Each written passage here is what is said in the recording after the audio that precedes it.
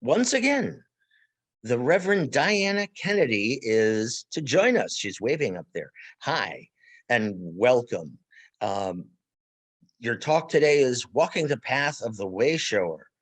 And I kept thinking of the Way, the movie The Way, when I read this first time. The way in which the way, you talk about it. I'll leave it to you. There's some things about Diana here, Unity minister, wisdom teacher, and an artist of life. What a cool thing. Inspirational talks, offering spiritual counseling and coaching, and writing for several spiritual publications. And she's got some really great stuff on Facebook. I was looking at it just before we came on. And here's one of the things that's on there. I work with individuals and groups and learning to harness the power of creativity, meditation, visualization, writing down your dreams, and other tools that transform your life. I am a Unity minister and a transformational life coach. I focus on supporting individuals and organizations in exploring what is truly important so that their highest vision in the world can be brought into manifestation. That's just incredibly well written and put, Diana. So, ladies and gentlemen, Reverend Diana Kennedy, who we'll start with a song. I am so blessed.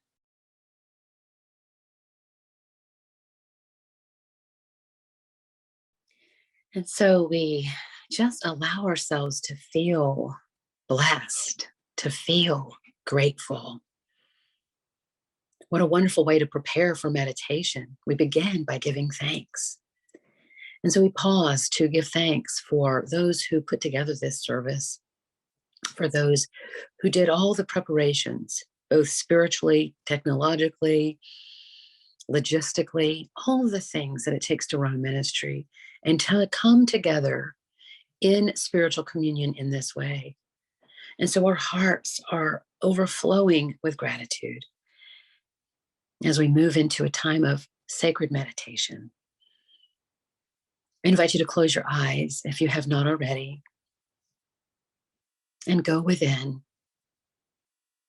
You may wish to cast your eyes downward or close them completely, shutting out the outer world, your to-do list, that which comes later in your life. And together we breathe.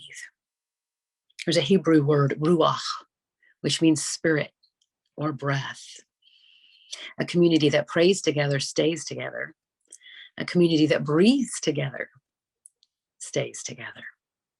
And so we breathe in and out. And just notice the feel of the air as it enters our body. And upon each exhale, the feeling of relief, of letting go. And we begin to feel a greater sense of ease in our body as we settle in. Feel our mind relax. Perhaps our thoughts slow down. And there is more spaciousness where we can tap into the light of spirit, the light of the divine. We allow ourselves to be. The doing can come later, but yet with a new wisdom, with a clear mind and an open heart. And so we breathe in together again and let it go. At the center of our being, there is a deep awareness. There is a deep knowing. There is a portal into the sanctuary of the heart that leads us to divine ideas and all inspiration. And we go to that place now where we can feel who we are as spiritual beings and where we can tap into divine ideas that present themselves as guidance and inspiration, blessings for our journey. And in this inner sanctuary, open the mind's eye. Look around you. What do you see? Perhaps there's a message, a symbol. Maybe there's a mirror. in this sanctuary where you can see who you truly are. Look into that mirror now and see yourself as a being of light, a creation of love. And know that wisdom and love are ever available to you. We are reminded that we are one with the divine. I am one with the divine. I am one with the power of God. I am one. I am one with the divine. I am one with the power of God. I am one. We take this into a quiet moment as we rest.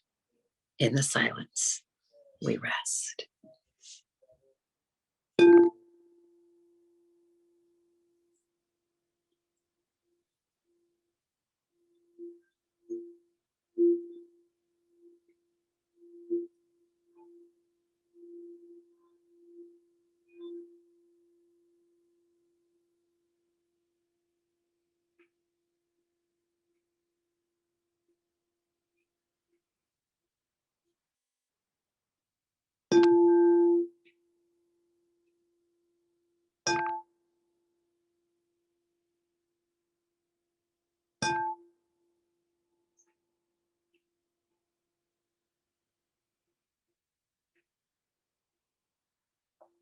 Knowing the power of the silence and the stillness, we allow the blessings we received in this time to be amplified, and we radiate out love and wisdom and harmonizing energy and thoughts to those on our hearts, those who have requested prayer, to all those we know, and to those people that we have not yet met, and to people that we may never meet. We especially hold any situation that has been challenging in our lives and in the world, such as what's going on in Ukraine. We hold in the highest light. We see God's loving presence active and strong in every situation, every circumstance, and in every soul. May all beings be safe. May all beings be well. May all beings be happy. And may all beings be at peace.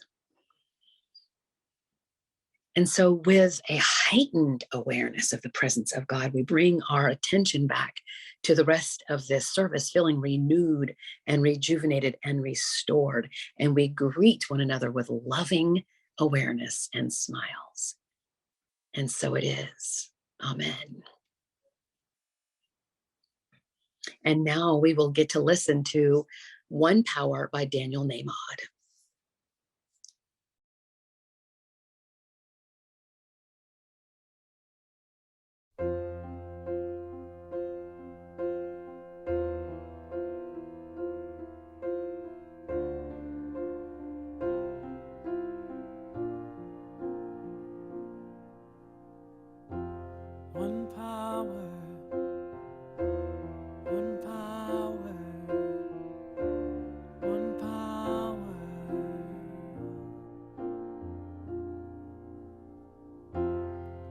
One power, invisible, and you see it everywhere and every day.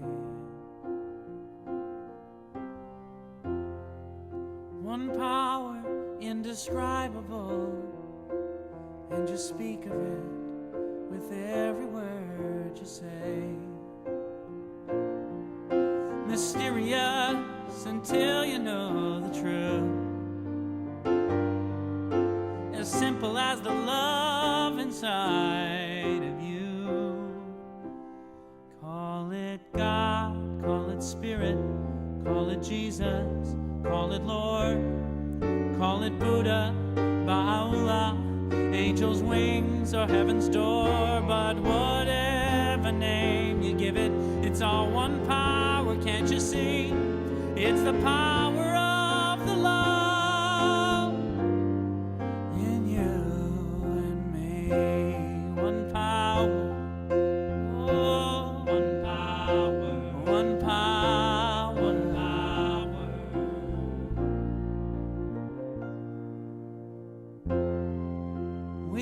So many languages, have different clothing, different colors, different names.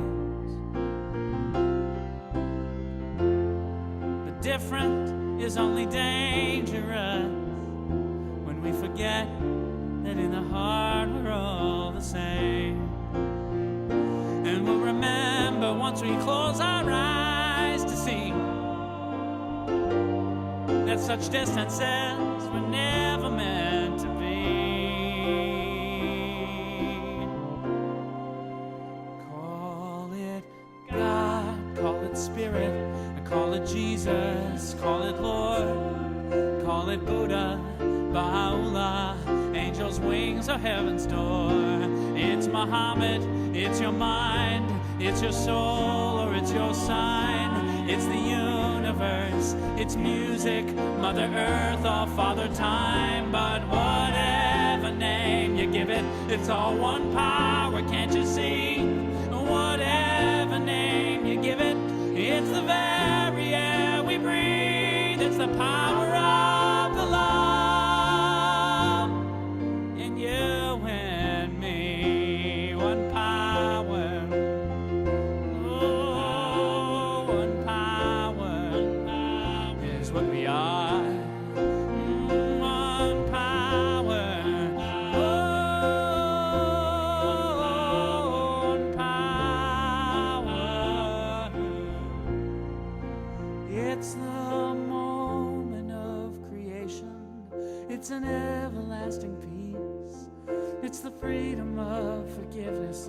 It's the sweetness of release. It's the joy of inspiration. It's the sunshine on your face. It's the birthright of all nations. It's the boundlessness of space. It's the beauty of a baby. The serenity of sleep.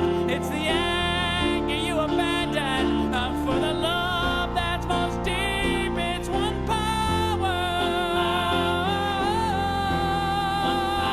It's one power. What we are is one power.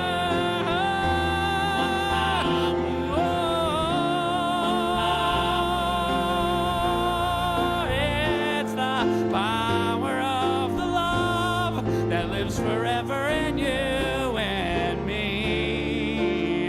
It's the power of the love in you and me.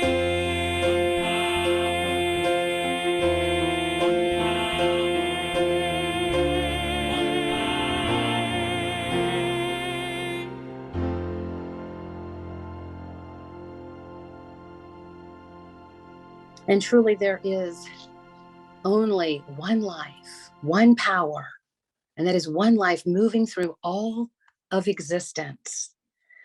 There is only one power, and it is a power toward good. I want to share with you a story about an artist. An artist sculpted a beautiful angel and wanted the master, Michelangelo, to inspect it and offer his opinion. So Michelangelo was called in. He carefully looked at the sculpture from every angle, and finally he said, "It lacks only one thing." And then he turned around and walked out. The angel artist didn't know what to think. He didn't know what the sculpture lacked, and so he was embarrassed, but he was too afraid to go ask Michelangelo what he had thought. And so he asked a friend to check in with him and ask what the problem was. And Michelangelo replied, "It lacks only life." And some would say that that is true of many people on the planet today. We lack life.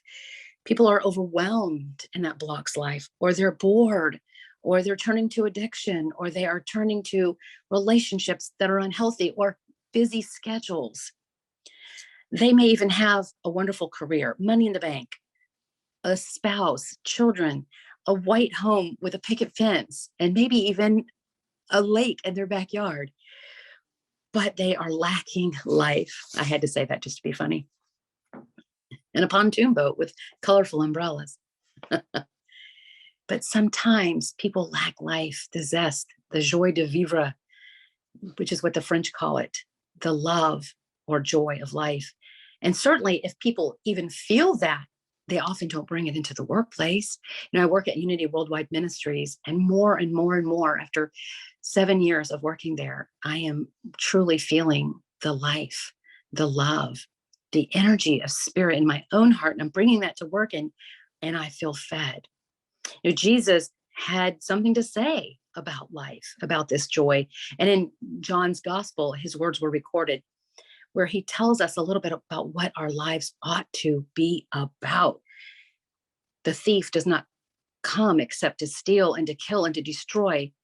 And he goes on to say, I've come that they may have life and have it abundantly. He was contrasting what he offers, what his teachings offer, what his truth, what his knowings could bring as a gift with what the world offers. I can recall when I first found a New Thought church. On Sunday, I would feel so alive for a few days. And then by Wednesday, I'd feel down again. I got pulled into the world. And I said to myself, well, either I'm going to have to stop going to this church, or I'm going to have to start going to the Wednesday midweek service. Isn't that funny? That was before I learned to develop spiritual practices and to truly walk the way, the path, so that it could be an everyday experience. I have come that they may have life and have it abundantly. These teachings bring us life. They help us be clear about our values so that we may live lives of passion and joy. Jesus was a vanguard, a pioneer, and he wanted more than anything to share this aliveness with others, with the world, so that all could have and live an abundant life. That's why he said, follow me to a group of people who actually already had steady, good paying jobs. Follow me. And in essence, he said, and I'll paraphrase and use my own words, there is work to be done that will give you greater joy than you have ever known. There is work to be done. You will rise each day eager to greet the dawn, and you will learn to overcome your fears. And instead of just Caesar's coins filling your pockets, your heart will overflow. Your heart will overflow. And I'm sure that each one of us has had glimpses of that and may live that in one or more, maybe several areas of life. And yet we are always working on at least one area, aren't we? Always working on expanding our consciousness and bringing heaven to earth. The word heaven means expansion. And so as we expand our consciousness, as we expand what we think is possible, as we commit to the path, I learned a new word for commitment, or for the word obey, and that is devote. As we devote ourselves, as we have devotion in our hearts for what we know to be true, we carry it out more fully. We live abundant lives. We have life more fully and more abundantly. And we can't help but share it with others and invite others in and say, come on in, have a seat. We join together with you in this spiritual community. You may have noticed that people with clearly defined missions have always led those who don't. And those areas of our life where we're clear on our mission, where we're clear on our values, seem to be going better. What if we gain clarity around our mission and gain clarity around what is truly important, our vision, our mission, our passion? Otherwise, we will end up living someone else's mission. Where there is no vision, the people will perish. Where there is no vision, the people will perish. Various cultures around the world have presented us with wayshowers, teachers, sages, pathfinders. Jesus, Buddha, Gandhi, Martin Luther King, parents, community leaders, change makers, musicians, coaches, friends, leaders from all walks of life. You, a wayshower, have walked this path. You are walking this path. And if you don't recognize the path, I will draw your attention back to the meditation. We're in the inner sanctuary of the heart. We looked into the mirror where we could truly see ourselves and the light that we are. So if you haven't yet recognized that you are a wayshower on a path, I invite you to go within, see the light, and see the path before you. And take that step and watch your path light up as well. I believe that once we recognize why we are here on the planet, how we got here, that the divine brought us here, a bundle of love and joy, and that truly, like Eckhart Tolle says, we have an inner purpose and an outer purpose.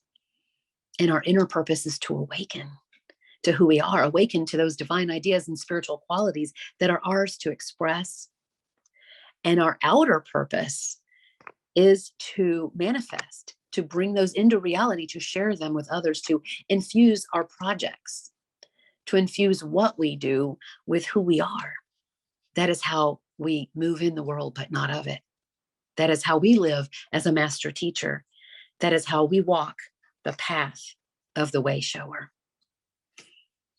I have come that they may have life and have it abundantly. These words of Jesus captured in John 10:10. I'm going to say it again. I've adopted this as my very own mission, and it is Jesus as well. His mission statement, I have come that they may have life and have it abundantly. He was clear on his mission, which helped him with his yay and his nay, saying yes to what was his mission, to what was in alignment, and to say no to that which would get in the way. He discovered his mission at an early age when he was preaching in the temples at age 12, even though it went against what his parents thought he should be doing. I too knew what I wanted to do. I had seen Phil Donahue, and I saw him speaking and supporting people. And I thought, wow, I want to do that. And then Oprah came along. I wanted to do that too. Well, I did finally awaken to my own. And now I'm here to do what is mine to do. And yet I am inspired by heroes and sheroes and theyros to be inclusive, looking around me at all the people who are carrying out their purpose, to get a glimpse, a feeling, an aha, to catch a vision. I have come that they may have life and have it abundantly. Children are born expressing their purpose. They're born expressing joy, and they have that sense of aliveness about them. And unfortunately, if you're like me, you may have had that kind of fade after a while. I can remember being outside, twirling around in the sunlight, barefoot, climbing trees and eating, I think they were called crab apples. I thought they were good, making mud pies. I even gave communion to my friends. That was a nod to my calling to become a minister. We are all Wayshowers. We are all leaders. We are all spiritual leaders here to offer communion, to offer life to the world. We do it through our passions and our talents, our skills. We do it through music and kindness, through asking, hey, what did you do this weekend? How are you? How are things going? Connecting with one another and inviting, and it feels so good. This helps us be fueled for what's next. So as we tap into this idea that we are Wayshowers, tapping into our spiritual nature, we celebrate the Christ consciousness that shines within us. We celebrate our Buddha nature. We celebrate that light. And even though it may feel like the light at times is like a headlight of my car, I had to get one of my headlights replaced because I had been in a little fender smasher, fender bender. And so they put this brand new headlight on, and I don't know why they left the other one old and mucky, but I could really see the difference. And it is so with our soul. It gets clouded over like a foggy day, or like the clouds, the thunderstorms that roll in, but we know that that sun shines behind those clouds no matter what. Our soul always shines for us. Our spirit guides us to what is next. And through the teachings and the truth that we know, the teachings of meditation and prayer, affirmations and denial, and spiritual practices such as walking a labyrinth, reading, book studies, allow us to clear the way. I can see clearly now, the rain is gone. It's going to be a bright, bright, bright, sunny, shiny day. And it's sunshiny in my soul today. And I can see that it's sunshiny in your soul as well. We have this wonderful role model in Jesus, Jesus the Christ, Jesus from Nazareth, and the Christ light that always shines for us. We have a beautiful role model right within our heart, the guru, the inner teacher, that inner wisdom that never leaves us. And there are those times that I felt so separate, that I felt like I wasn't connected, and I believed it. I felt, so tight and tense. That's why meditation really opens us up. Meditation takes us to that place of remembering and knowing who we are, and we relax. What if we carried that energy, that mindfulness, that centeredness, that awareness, that presence into every interaction, into the projects? I noticed recently that when I'm diving back into a project I started a while back, I didn't feel very empowered. But when I moved forward, I felt more empowered and excited and clear. And I thought, what is that? You know what it was? I had the old stinking thinking tied to that old project. So when I had to do my decluttering, or when I got to do my decluttering, or when I was finishing up a project from a while back, a long-term project, I didn't feel as open and spacious because I had attached old limiting thoughts to it. So what if we, even when we're finishing up something from a while back, revisiting our childhood, going back and visiting family, or perhaps we are moving forward on old habits, looking at them yet in new ways, so that we can look at them with fresh eyes, devoting ourselves to a new way, a higher consciousness, so that we can tap into all that we are capable of being and doing. From John 13:17, we hear, now that you know these things, you will be blessed if you do them. Practice devotion. So practicing devotion to the truth that we know, practicing devotion and commitment to learning, to being open, is our first gem, our first tip on our signpost on the way to being a wayshower. Walking the path of a wayshower, Jesus was a great example for humankind, and we tap into his consciousness, those things that he did, walking in the world but not of it, healing, being forgiving, playing our part, being an advocate, devoting ourselves to the heroes and sheroes and people in our lives. We are disciples, we are students, we are teachers. And so we practice what we see around us. If we think that we don't yet have something fully developed, we can draw within on those divine ideas, spiritual qualities, but we can also notice them in one another and admire the wayshowers in our lives, those people that we work with, that we went to school with, that we are on teams with, people we see in the news, or cartoon characters even, and how they handle life. What can we learn from one another? Tip number 2, or little support along this journey, along this path, is to adopt the quality of resilience, to be more resilient, to know that it's possible. They say that we have about 60,000 thoughts a day, and 95% of those are the same ones we held yesterday. And I know that we are beyond that. I raise your hand if you think so. I think so. I think that we have been able to rise above that. And if not, just know that somebody else has. And just like Roger Bannister, who ran the 4-minute mile, after he did that, more and more people did, left and right. No longer was a 4-minute mile unachievable. It became attainable and possible, and then likely, and then inevitable. It is inevitable because we are on an evolutionary journey. Charles Fillmore believed that the story of humankind, the evolution of consciousness, is told throughout Scripture. There is something going on.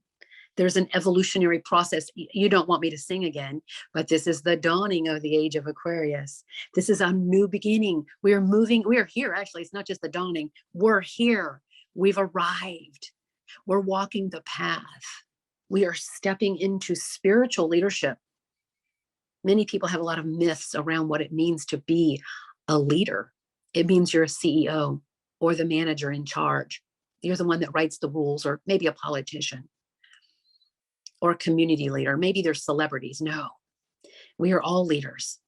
And we step into leadership when we take a higher perspective and when we devote ourselves to the truth we know, when we devote ourselves to living authentic lives. So we allow ourselves to be resilient. And we can look back through seasons in our life where we got through, where we made it through tough times. And change is a natural part of life. I can recall times that I thought I wished life could just stay the same. I thought that it was supposed to. Like, why do things keep changing? Why does it have to be this way? Why can't I date this same person forever? Because change is inevitable. We are evolving, we're growing, and life brings new experiences. Yes, absolutely. In the past 2 years has been an experience. It has now been 2 years since we started working at home 2 years ago. I know that's different for different organizations in different countries, and different counties and cities had different expectations and guidelines, but it's been 2 years now. So what's next? What's next? For me, I learned to be more mindful, to get clear on my values, to plan into what is life going to be like when we go back. And I realize we're not going back. We're going forward, a whole new way, where we can remember more often that there is one presence and one power that is active in our lives, that we can turn within to that presence of spirit in every moment. And that, guess what? We get to begin again. If we mess up, we get to begin again. We can remain fluid and flexible, centered and living from our wholeness. That is what resilience brings to our lives. It allows us to bounce back into the truth of who we are, so that we're coming home to ourselves. Even though it may appear we're going back into this, that, or the other, we're moving forward, living from our wholeness and aligning with our values. In order to do that, we must let go of what we think we know. Just let go. And also move through the challenging times, such as Myrtle Fillmore did when she sat in silence for 2 hours a day for 2 years, speaking to the cells in her body. She had been told that she would be sickly for the rest of her life. She was told that at a very young age. And after hearing a lecture by E.B. Weeks and hearing the affirmation, I'm a child of God and therefore I do not inherit sickness. What is the affirmation that will support you in moving through a challenge? I am a divine being. I have what it takes. I'm not alone. I have support. I am on the right path. I'm in the right place at the right time. I'm on my way and I'm claiming my good now. So we walk through what the movie Princess Bride referred to as the fire swamp. We walk through the challenges of life, but we do so in a new way. We walk in the world, but not of it. It's as if we've got our Hogwarts, our Harry Potter wand with us to remember the power of the word. And you may also remember the book, Your Word is Your Wand. Your word is your wand. I think it was Florence Scovel Shinn. Your word is your wand. The logos, the mind, and the word, both in thought, word, and deed, is what carries us forward one step at a time on this beautiful path. And if you've ever navigated the challenges of the fire swamp, you'll know that there are rodents of unusual size and sand pits like quicksand, things that appear to be in our way, but yet truly help us to be stronger, that equip us with what we need. Because then when we're going through the challenges, we draw upon divine ideas. We draw upon spiritual qualities even more fully. Know that your spirit has a priority, and that is to bring you into a healthier relationship with yourself and with your spiritual nature and with the truth that you have come to bring life and to bring it abundantly. That they may have life and have it abundantly. So what if we devoted ourselves to fully embodying our authentic nature, our spiritual nature, and that we know we are equipped for the journey ahead? What if we don't? Well, what if Gandhi had remained a lawyer and never liberated India? What if Elvis Presley had decided to remain a truck driver and didn't shake his hips as the king of rock and roll? What if Abraham Lincoln, who was a 5-time political loser, had not decided to run for president of the United States?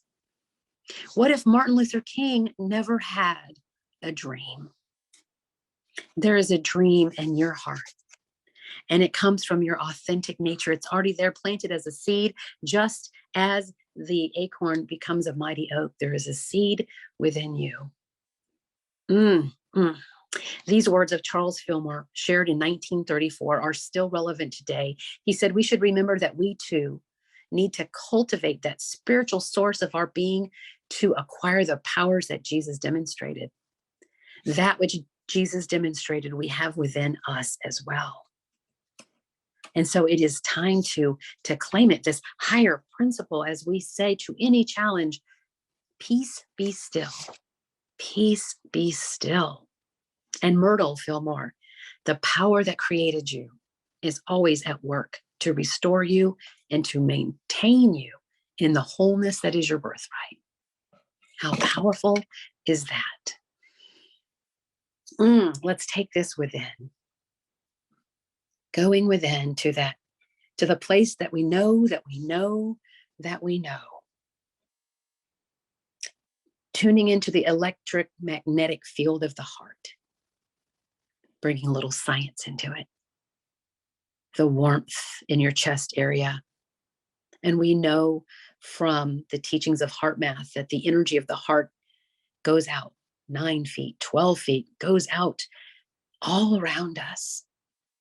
So we intentionally send energy around us and bless one another and bless all those on the planet, expanding our energy field, our aura. We tap into this matrix, this field that supports our vision, this field of energy, this energy of Christ consciousness that helps to hold together our dreams and our knowing of what is true. See yourself enfolded in this light. See yourself as the light, seeing yourself walk and talk and show up as the wayshower that you are. And so we give thanks for this time together. We give thanks for one another. And we allow the dream of our heart to take root. We allow that tiny seed, the acorn, to become the mighty oak, first in mind, and then in word, and then in deed. We are curious and open and excited about the path ahead. And we know that we are never alone. We say, thank you, God. Thank you to our Buddha nature, our Christ nature. Thank you, Spirit. And so it is. Amen.